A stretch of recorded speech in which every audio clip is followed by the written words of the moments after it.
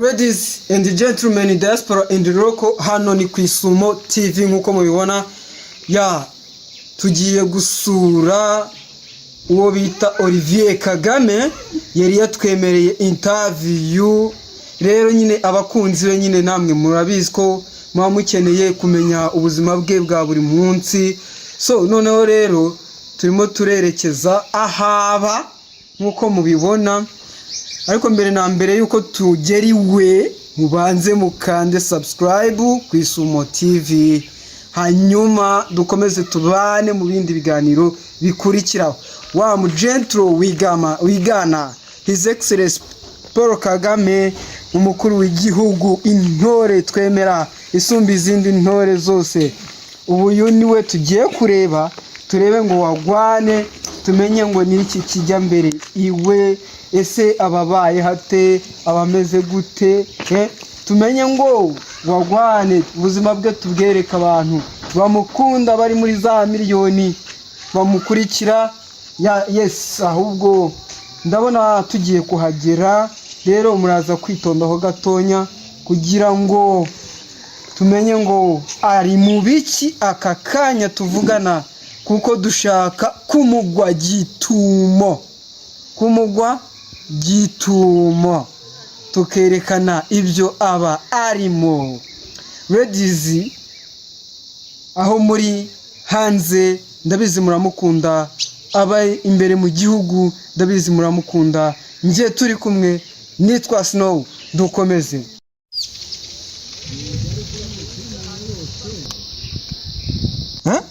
Sinzi uko byagenze, nanjye nabibonye gutyo.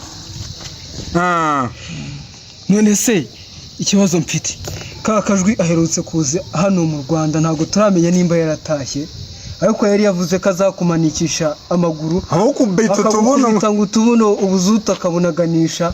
None se nsanze ufite amaraso, nicyo cyaba ese yakubise ubuzuta arabunaganisha?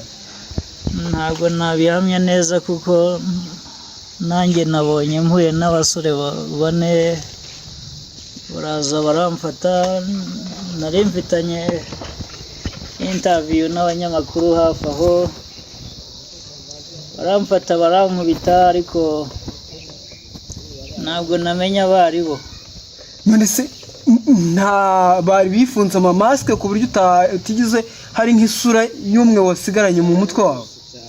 Isura yo ntabwo yabura, ni umusore umwe ujya kwiraburamo akantu gusa. Banurutse inyuma ntabwo byatumye mbamenya bose, hari nicyo nasobanura. None se bagutunguye, wumvishe bagukubise nk'inkuba ku buryo utabashije wowe kwirwanaho? Sinzi abanzi bo ntabwo babura, n'abanzi hari banjye. Kakajwi wenda niba ari ubiri inyuma sinamenya ibyo ari byo, ariko narindi kugenda numva bibaye gutyo, sinzi ibyo ari byo. None uri gutekereza ko uri kuzira iki? Usanzwe nta kindi kibazo ugirana n'abantu, uri gutekereza ko ari indi ubiri inyuma, uzira iki? Ikibazo cyo ntabwo cyabura, kuko hari abantu bamwe na bamwe njya mbona bavuga ngo nigana Paul Kagame, bakabinziza, ugasanga bari kuntuka ntacyo dupfa. Sinzi hari iki, niba ari inka zabo najyanye, niba ari iki, sinzi ibyo ari byo. Mwese kwigana ibyo se ni ibintu bisanzwe, ni imitation sound, iyo ni impano. Waba uri kuzira impano yawe se akaba ari byo utazi? Nabyo byashoboka, nubwo ntabihagazeho cyane, ariko nabyo byashoboka. Ibintu se, ibintu ko atari ibintu bisanzwe bibaho hano mu Rwanda, kandi imitation ko ari ibintu byemewe kwigana ijwi ry'umuntu. Umva, si hano mu Rwanda ndetse no mu mahanga ni ibintu bikorwa cyane. Nimba hari abantu b'abanyempano cyane babikora muri Amerika, mu Fransa, mu Bwongereza ndetse no muri East Africa, hano barahari benshi cyane bajya bakora ibintu byo gukora imitation sound. Ntekereza ko icyo atari ikintu wazira, ahubwo nta muntu ukeka wundi waba uri inyuma y'ifatwa ryawe n'ikubitwa bingana gutya, mbere yuko ibi biba nta wundi muntu ukeka? Gukekaho ntabwo byabura kuko ahantu hose nyabona ngenda mpagira abanzi kandi nizera ko nkora neza ahari sinzi impamvu. Nari ndi gutembera hariya numva nyura ku basore, abasore banyweye bya bindi muzi by'amatabi, inzoga n'ibindi.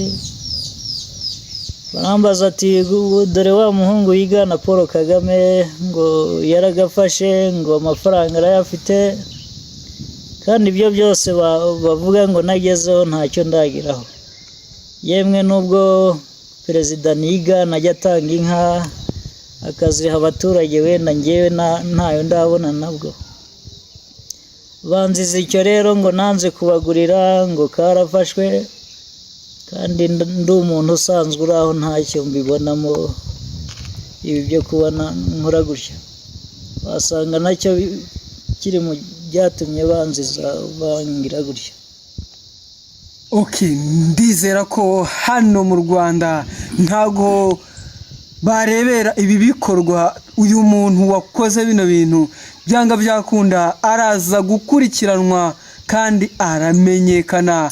RIB iraza kubyinjiramo, hanyuma ikore iperereza irebe umuntu waba yakubise Olivier Kagame akamugira kuriya. Murabona ko yuzuye amaraso ahantu hose, ariko ibi bintu ni ubunyamaswa bukomeye cyane. Umuntu wakoze bino bintu nawe yigaye ahantu ari hose. Ntabwo iki ari igikorwa cy'umuntu ufite ubwenge buzima, iki ni igikorwa cy'umuntu ufite ubunyeshyamba muri roho ye. Abantu mukunda Olivier Kagame, namwe nabasaba gukoresha ibishoboka byose, haba hari amakuru mufite mukabasha gutanga ayo makuru, uyu Olivier Kagame akarenganurwa nk'uko bikwiye kuba bigenda hano mu gihugu cyacu.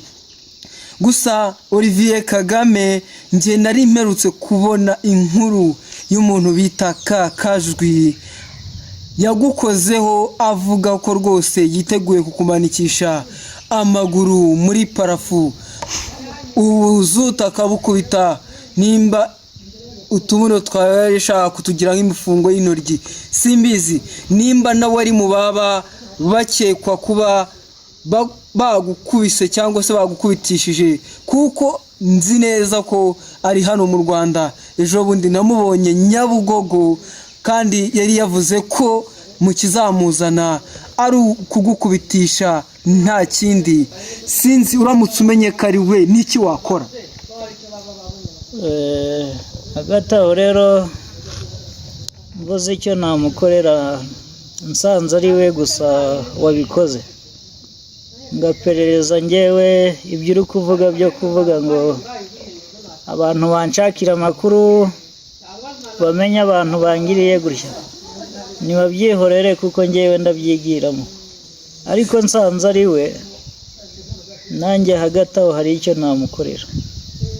Gusa ihangana ntabwo riba ari ryiza, ariko ntabwo wareka kwishura umuntu washatse kukwica, kuko arega nuko haje abantu hariya, abantu bari bashatse no kunyica buriya. Bivuze ko warokowe nuko hari abandi bantu bahise baza hafi yawe bakabikanga bakagenda badashoje umugambi wabo? Kuko hari ababyeyi baturutse hariya hirya hakurya, baraza babona bari kunkubita n'ibiki, barabikanga bariruka. Abo babyeyi se waba hari abo uzimo kugira ngo tubifashishe babashe kuduha amakuru arenzeho, nimba uwo muntu baba bamumenye? Ababyeyi bo kubera ko bari bamaze kunkubita ndi kuva amaraso, ntabwo namenya abari bo. Ariko ntimugire ikibazo, mboneraho mbwire n'abafana banjye, ntimugire ikibazo, ngewe ndacyabahereza imizigo. Abanzi bo ntabwo babura muri iyi si, gusa icyo nabwira abantu, abanyarwanda muri rusange bagize amahirwe batazi yo kugira perezida ubitaho ku mutekano ndetse n'ibindi ku bukungu, ariko ibyo bintu byose harimo inyegera zimwe zitabiha agaciro, nk'izi zashatse kunyica. Abo bantu rero ntabwo babura upimye ubwonko bwabo, ushobora gusanga ubwenge bwabo bupimye ku kayiko, kuko ntabwo bazirikana icyo muzehe adukorera.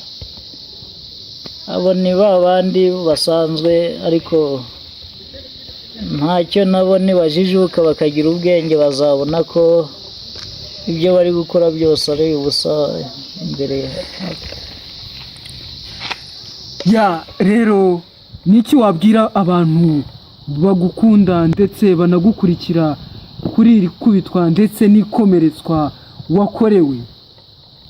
Icyo nababwira cyo, abankunda ndabizi, mfite abafana hafi aha. Nubwo bankubise ntabwo nangiritse cyane, ndakeka ni amaraso gusa, wenda no kuba navuye amaraso mu mazuru, ariko ntabwo ijwi ryanjye bagize aho barishira. Ijwi ndacyarifite, gukora cyane byo ahubwo ndaje, batumye ngira motivasiyo yo gukora cyane.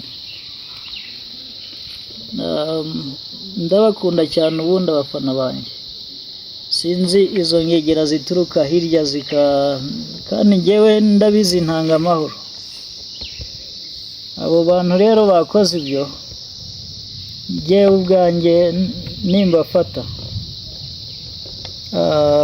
nzabigisha, kuko nta kindi wabakorera. Batekereza nk'ingurube ziri aho, ni ukubihorera, kandi nta kindi njyewe nagerekaho hafi aho. Ubwo bivuze ko n'umuntu wagukoreye ibi ngibi nuramuka umumenye uzamuhereza imbabazi ataciye mu butabera ngo bumuryoze ibyaha ndetse n'amakosa yakoze?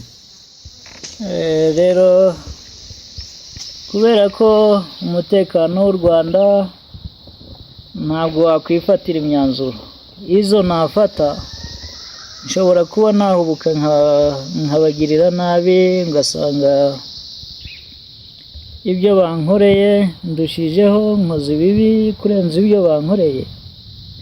Ariko hafi aho rero, niba ubutabera bushaka guperereza bukamenya uko byagenze, bakabajyana wenda nk'ahantu bababonye bakabakosora. Gusa ku giti cyanjye mbabonye, yewe ni ukubaganiriza nkabagira inama ko ibyo bankoreye bitari ibintu byiza. Noneho rero bakunzi ba Isumo TV, reka mbabwire ko tugiye kubanza kujyana uyu muhungu kwa muganga kugira ngo bamukurikirane ataza kugira ikindi kibazo kiremereye agira ubwo tugize amahirwe yo kumugeraho akiri muzima. Noneho rero twababwira ko tuzasubira ubutaha, nubwo twari dufite interview ariko tukaba dusanze atameze neza ku buryo twayikorana nawe. Tuzasubira ubutaha. Ciao nakagaruka.